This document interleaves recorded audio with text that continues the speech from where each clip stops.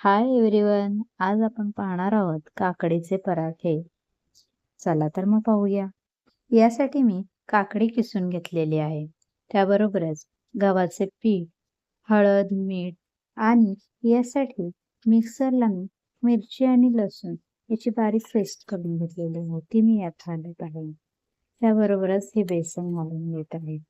मीठ आणि गव्हाचे पीठ हे आपल्याला लागेल त्या प्रमाणातच घालायचे आहे.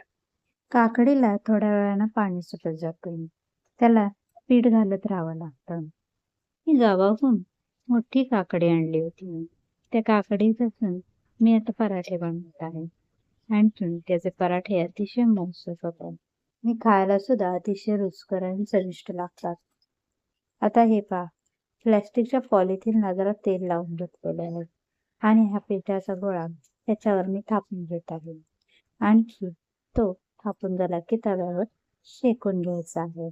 असा हा पराठा दोन्ही साईडला तेल किंवा तूप लावून छानपैकी भाजून घ्यायचा आहे.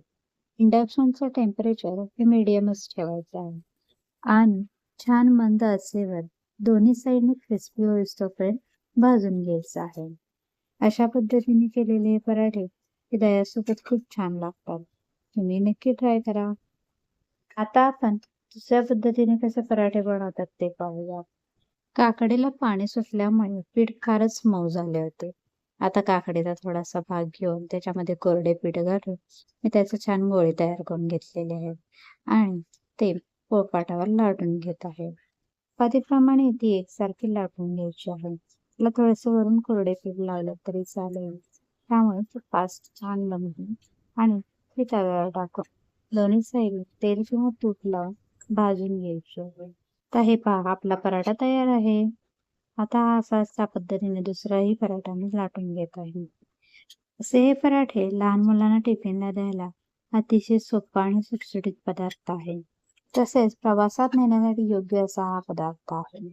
हा बराच वेळ सॉफ्ट राहत असल्यामुळे लहानापासून मोठ्यांना सगळ्यांना आवडण्याजोगा हा पदार्थ आहे. असे हे पराठे दही साखरेसोबत उत्तम लागतात.